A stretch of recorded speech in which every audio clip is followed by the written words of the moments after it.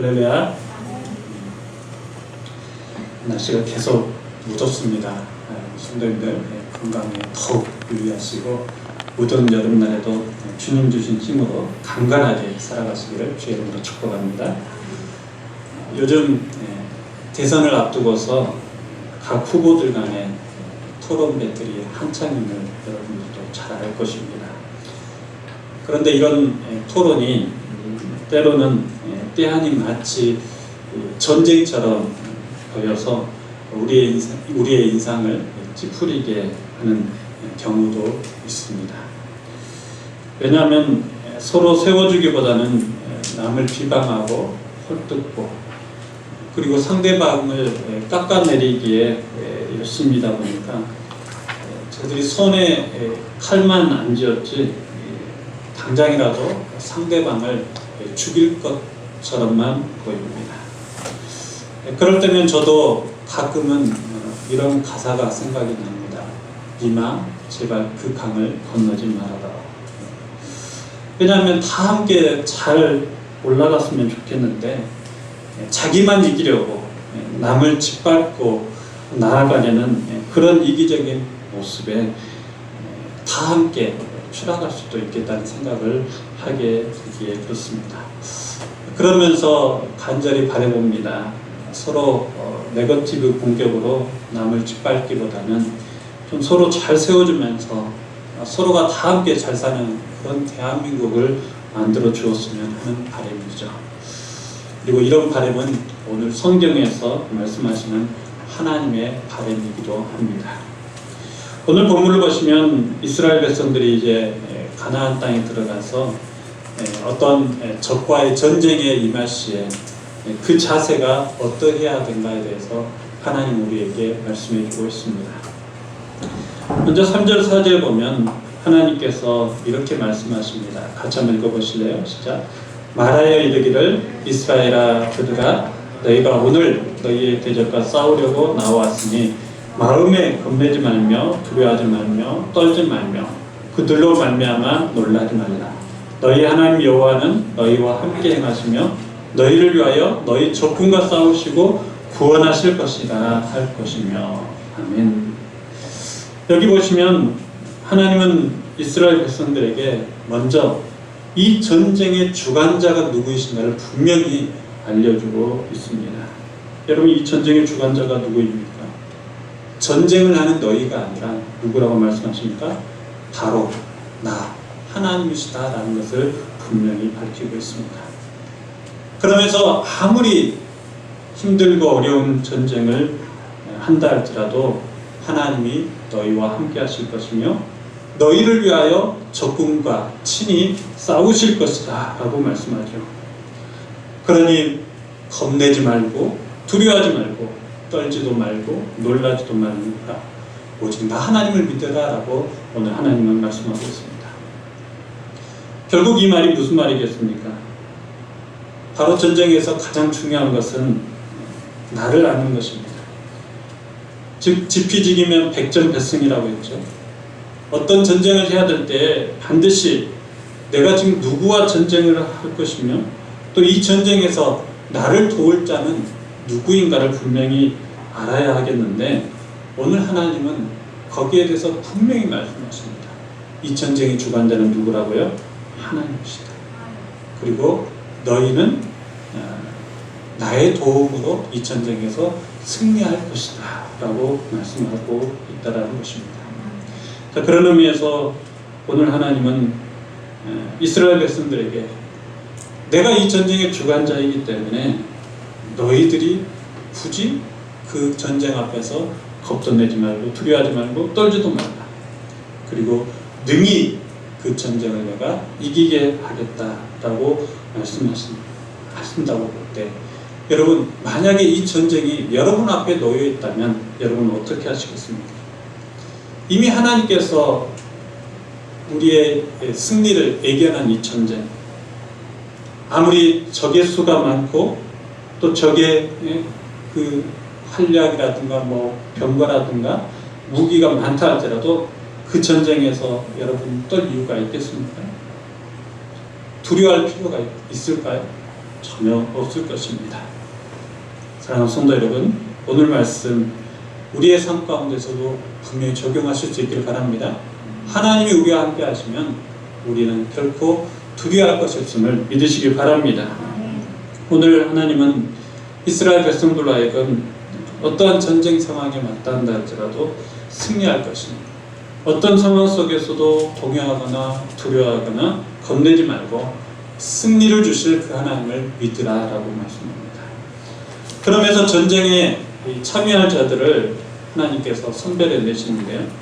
선별 조건을 보시면 우리 하나님이 얼마나 인격적인 분이신가를 알 수 있고요. 동시에 하나님은 이 전쟁을 통해서 무엇을 하길 원하신가를 우리는 보게 됩니다. 여러분, 보통 전쟁하면 무엇이 떠오르신가요? 전쟁을 생각하면 적을 반드시 쳐서 무찔러야 되고, 또 적의 땅을 빼앗아야 되고, 또 적군을 포로로 삼아야 되는 것, 이것이 바로 오늘날의 전쟁 아닙니까? 그런데 오늘 하나님이 치르시는 전쟁은 우리가 생각하는 그런 전쟁과 너무나도 다르다는 것을 알 수 있습니다. 그래서 오늘 본문을 보시면 전쟁을 치를 시에 무조건 그 전쟁에 많이 참여해가지고 적군을 무찌르게 하는 것이 아니라 전쟁에 참여할 사람을 따로 선별하시면서 크게 네 부류의 사람들에게는 그 전쟁에 아예 참여도 하지 못하도록 만드심을 볼 수 있습니다. 자, 그렇다면 어떤 사람이 이 전쟁에 참여하지 못했는지 함께 살펴보도록 하겠습니다. 첫 번째 보시면 낙성식을 하지 못한 자는 전쟁에 참여하지 못하도록 하셨습니다. 자, 5절 같이 한번 읽어볼까요? 시작. 책임자들은 백성에게 말하여 이르기를 새 집을 건축하고 낙성식을 행하지 못한 자가 있느냐? 그는 집으로 돌아갈지니 전사하면 타인이 낙성식을 행할까 하노라. 여기 보시면 낙성식을 행하지 못한 자, 이 낙성식을 행하지 못한 자는 아무리 적군의 수가 많다 할지라도 그 전쟁에 참여할 수 없다라고 말씀합니다. 이유가 무엇일까요? 당시 낙성식은 건축물을 완공하고 나서 하나님께 사람들을 모아놓고 감사예배를 드리는 것을 낙성식이라고 합니다. 그런데 이스라엘 백성들은 이 낙성식을 통하여서 오늘날로 말하자면 건물의 완성, 건축을 완성했다가는 그런 준공식을 하는 것과 마찬가지입니다. 준공식을 하는 것과 같은 것이었습니다. 그런데 건축을 열심히 해놓고 나서 낙성식을 하지 못했다는 것은 무엇을 의미할까요? 아직 그 건축이 완성이 되지 않았음을 말해줍니다. 그렇다 보니까 이 건축을 완성하지 못한 채로 전쟁에 임하게 되면 그 사람은 어떤 생각을 계속 하겠습니까? 전쟁을 할 생각을 하지 않냐고? 내가 땀 흘려서 건축을 한 그 건물을 생각하면서 어떻게 해서든지 그 낙성식을 해야 될 텐데, 건물을 완성시켜야 될 텐데, 그런 생각을 하지 않겠어요? 그래서 하나님은 그런 것들을 이해하시면서 이런 사람은 전쟁 참여하지 못하도록 그 인원에서 제외시켜 줬다는 것을 우리는 보게 됩니다. 일종의 하나님의 이해 깊은 배려심이었죠. 두 번째도 마찬가지입니다. 두 번째 보시면 6절에 같이 한번 읽어보실래요? 시작. 포도원을 만들고 그 과실을 먹지 못한 자가 있느냐? 그는 집으로 돌아갈지니 전사하면 타인이 그 과실을 먹을까 하노라. 여기 보시면 포도원을 만들고 그 포도원에서 과실을 먹지 못한 자도 전쟁에 참여하지 못하도록 만드셨습니다. 왜냐하면 포도원을 그동안 위해서 만들었는데 수확 시기가 되면 무엇을 기다릴까요? 열매를 기다리지 않겠습니까? 그런데 그 전에 전쟁에 참여하게 되면 어떻게 됩니까? 내 포도원의 과실이 어떻게 열렸을까? 많이 열렸을까? 적게 열렸을까? 이런저런 생각 때문에 전쟁에 집중할 수 없기에 이 역시도 하나님께서 전쟁에 참여하지 못하도록 그 사람을 배려해 주신 것입니다. 세 번째 조건도 마찬가지입니다. 7절 같이 읽어보겠습니다. 시작. 여자와 약혼하고 그와 결혼하지 못한 자가 있느냐? 그는 집으로 돌아갈지니 전사하면 타인이 그를 데려갈까 하노라. 7절에서도 하나님께서는 배려를 해주시는데요. 약혼을 하고 아직 결혼하지 못한 자, 그 사람도 전쟁에 참여치 못하도록 만드셨습니다. 왜냐하면 약혼까지 했는데 결혼해서 가정을 이루지 못하고 전쟁터에 끌려오면 그 사람은 어떻게 되겠습니까? 적이 눈에 들어올까요? 아마 예쁜 새색시만 생각하게 될 것입니다. 그러다 보니까 이 역시도 전쟁에 집중하지 못할까봐 하나님께서 이렇게 배려해 주신 것이죠. 이처럼 하나님은 이 세 부류의 사람들은 전쟁에 임할 시 그 마음이 다른 데로 가 있을까봐, 소위 그 마음이 콩밭에 가 있을까봐 그들의 상황을 충분히 이해해 주시면서 저들의 집을 짓는 수고, 사랑의 수고, 또 행복을 추구할 그런 시간들을 강제적으로 빼앗지 않으시고 모두 다 인정해 주시고 이해해 주시면서 배려해 주시는 하나님이심을 우리는 보게 됩니다. 이뿐만이 아니었습니다. 네 번째 조건으로는 마음이 허약함마저도 전쟁에서 제외시켜 줬음을 보게 됩니다. 8절 같이 한번 읽어보실래요? 시작. 책임 자들은 또 백성에게 말하여 이르기를 두려워서 허약한 자가 있느냐? 그런 집으로 돌아갈지니 이 형제들의 마음도 그의 마음과 같이 낙심될까 하노라 하고, 또 하나님께서는 전쟁에 참여할 군인이 그 마음이 허약하다면 전쟁에 참여할 수 없도록 만드셨다는 거예요. 오늘 우리 태영이가 군대에서 휴가 받아서 나왔는데요. 우리 태영이는 아마 마음이 허약하지 않고 담대하게 군대에서 잘 복무하고 있으리라 생각합니다. 그런데 오늘 하나님은 이 마음이 허약한 자는 군대에 들어오지 못하도록 하셨다는, 전쟁에 참여하는 데 있어서 제외시켜 놓습니다. 왜 그렇습니까? 왜냐하면 마음이 허약한 자가 전쟁을 치르려고 하면 그도 전쟁을 못하거나 그 옆에 사람들도, 전우들도 함께 사기가 떨어질까봐 미리 하나님께서는 그 전쟁에 참여하는 것에 있어서 이렇게 제외시켜 주었던 것입니다. 이처럼 하나님께서는 아주 세심하게 우리의 모든 상황들을 다 살피시고 이해하시면서 전쟁에 참여하지 못할 자들을 이렇게 미리 제외시키면서 배려해 주셨던 것이죠. 그런데 이러한 배려는 자국민에게만 해당하는 배려가 아니었습니다. 10절부터 11절 보시면 적군에게도 하나님께서 배려를 해주시는데요. 10절부터 11절 같이 한번 읽어보실래요? 시작. 내가 어떤 성읍에 나아가서 치료할 때는 그 성읍에 먼저 화평을 선언하라. 그 성읍이 만약 화평하기로 화답하고 너를 향하여 선문을 열거든 그 모든 주민들에게 내게 조공을 바치고 너를 섬기게 할 것이요. 여기 보시면 하나님께서 적들도 생각하시면서 무조건 적들을 쳐들어가서 부수를 것이 아니라 먼저 뭐하라고 말씀합니까? 화평을 청하라 라고 말씀합니다. 그러면서 그 적들이 성문을 스스로 열 수 있는 그 항복할 기회를 주라는 것이었습니다. 이것이 무엇을 말하는 것일까요?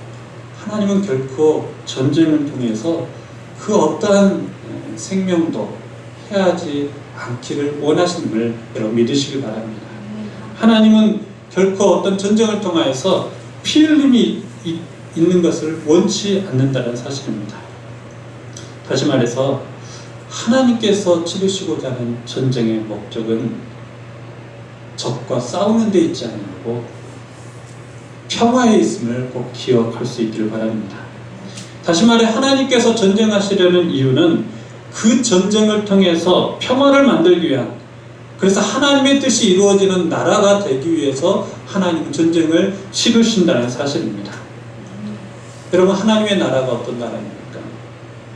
누구든지 화평하게 살아가는 나라입니다. 하나님과 사람이 화평해야 되고 사람과 사람이 화평해야 되고 또 사람과 자연, 그 모두가 다 하나님의 그 샬롬 속에서 살아가는 나라가 하나님의 나라인 줄로 믿습니다. 그런데 이 하나님의 나라는 사실 하나님께서 처음 창조하신 에덴 동산이 바로 하나님 나라입니다. 여러분, 에덴 동산이 어떤 곳입니까? 그것은 사자들이 어린 양과 손 놓고 물지 않는 그런 나라가 에덴 동산 아닌가요? 바로 하나님은 이런 모두가 더불어 잘 살기를 원하시는 나라를 만들기 위해서 전쟁을 하도록 만드신 것이죠. 그런데 이런 에덴 동산에, 이런 하나님 나라에 죄가 들어옴으로 말미암아 서로 울고 뜯기는 그런 관계가 되어버렸습니다. 강자가 약자를 짓밟고요, 약자는 호신탐탐 이 강자를 복수할 기회를 찾고 있군요. 그래서 이로 인해서 끊임없이 전쟁이라는 악순환이 이 죄로 말미암아서 이 에덴 동산을 망치게 되었던 것입니다. 하지만 하나님은 이런 죄로 망쳐진 이 에덴 동산을 다시 회복하길 원하십니다. 그래서 평화의 사람, 피스메이커, 바로 예수님을 이 땅에 먼저 보내주셨음을 믿으시기 바랍니다. 그래서 하나님의 계획은 예수님을 통한 전 인류의 평화가 오길 바라시면서 예수님을 어떤 왕으로 보내셨습니까? 평화의 왕으로 보내셨던 것입니다. 그런데 여러분, 이 평화는 우리가 생각하는 단순히 도덕적으로 윤리적으로 다 같이 잘 살자라는 평화가 아닙니다. 평화는 하나님의 뜻 안에서 잘 살자라는 것이 평화입니다. 그러므로 분명한 기준이 있다라는 거예요. 그 기준이 무엇입니까? 하나님 말씀대로입니다. 하나님 말씀 안에서 모두가 잘 살아가려고 할 때 그 나라는 진정으로 평화로운 나라가 될 것이고, 그 나라는 하나님의 나라가 되는 줄로 믿습니다. 하나님은 지금도 이런 나라를 다시 세우길 원하십니다. 이런 나라를 다시 회복하길 원하십니다. 그래서 모두가 더불어서 하나님의 말씀 안에서 잘 먹고 잘 살고, 그리고 더불어 함께 잘 사는 그런 나라를 하나님은 세우길 원하시는 것이죠. 그래서 19절에 보시면 또 이런 말씀이 나옵니다. 같이 한번 읽어보실래요? 너희가 어떤 성을 오랫동안 에워싸고 그 성을 쳐서 점령하려 할 때도 도끼를 둘러 그곳의 나무를 찍어내지 말라. 이 말이 무슨 말이에요? 아무리 적의 땅을 취했다 할지라도 그들의 농장과 농토도 폭력적으로 취하지 말 것을 말씀합니다. 즉 모든 것이 하나님의 말씀의 질서와 조화 속에서 살아가도록 하나님은 그것을 이스라엘 백성들에게 원하시고 있는 것입니다. 이 모든 것을 다시 정리하자면, 하나님은 이스라엘 백성들 하여금 전쟁을 하도록 하신 이유가 전쟁을 통해서 땅을 늘리고 자기 소유를 더 많이 갖게 하기 위함이 아니라 오로지 하나님 나라 회복, 다시 말해서 하나님께서 처음 창조하신 그 에덴 동산의 원형을 회복하기 위함임을 여러분 꼭 기억할 수 있기를 바랍니다. 그렇다고 볼 때 우리가 살아가는 이유도 여기에 있는 줄로 믿습니다. 사랑하는 성도 여러분, 우리가 이 땅을 살아가는 이유가 어디에 있습니까? 그저 나만 잘 먹고 잘 살기 위한 것이 우리가 사는 목적입니까? 만약에 그 이유가 우리의 목적이 된다면 우리도 끊임없이 혈기를 부리며 전쟁을 함으로써 남을 짓밟고 일어서는 데에 전전긍긍할 것입니다. 하지만 하나님은 하나님의 백성들이 이렇게 살기를 원치 않으십니다.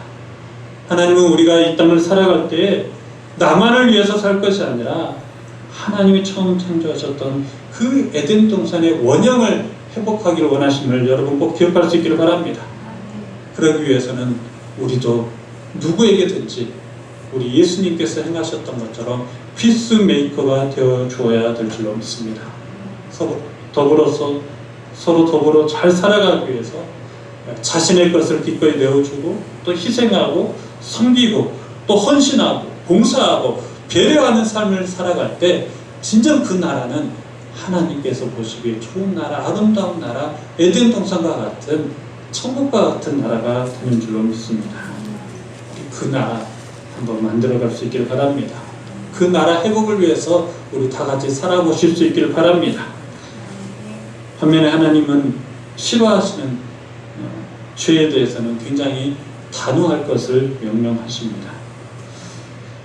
오늘 하나님 전쟁 시에서도 죄에 대해서는 이렇게 말씀하십니다. 16절 같이 한번 읽어보실까요? 16절 안 나왔네요. 16절 같이 한번 읽어보겠습니다. 오직 내 하나님 여호와께서 내게 기업으로 주시는 이 민족들의 성읍에서는 호흡 있는 자를 하나도 살리지 말지니. 오늘 말씀을 보시면 하나님께서 전쟁을 할 때 자국민을 보호해 주시고 또 적군까지도 이렇게 배려해 주셨다 하나님께서 갑자기 이렇게 말씀하십니다.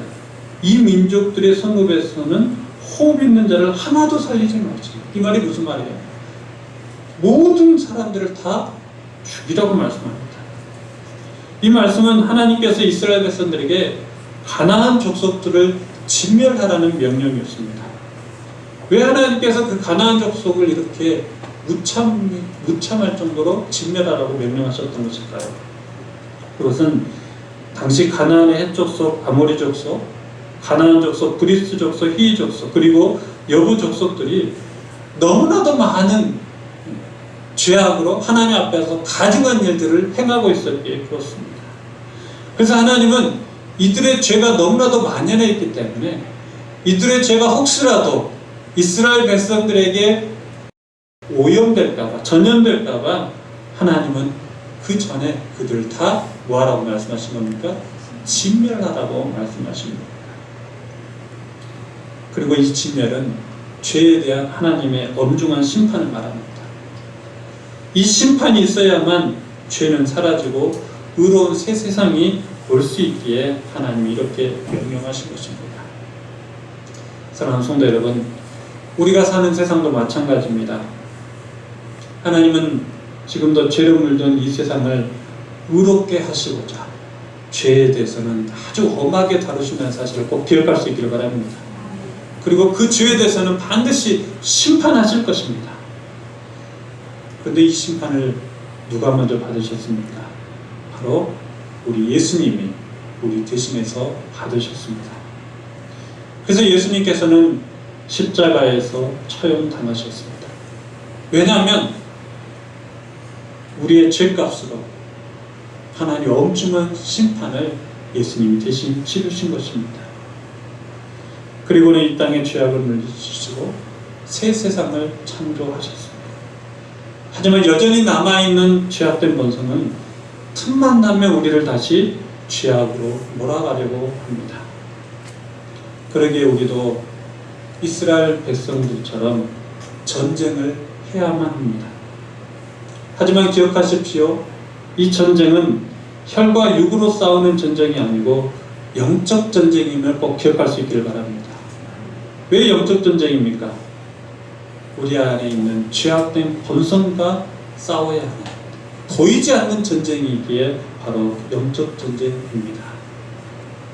그런데 여러분, 이 전쟁 여러분이 볼 때 아무것도 아닌 것처럼 느껴질는지 모르겠지만 이 전쟁은 눈에 보이는 전쟁보다 더 무섭다는 사실을 꼭 기억할 수 있길 바랍니다.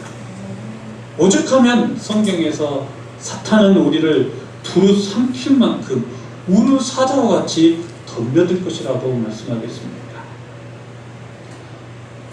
그러나 여러분 기억하십시다.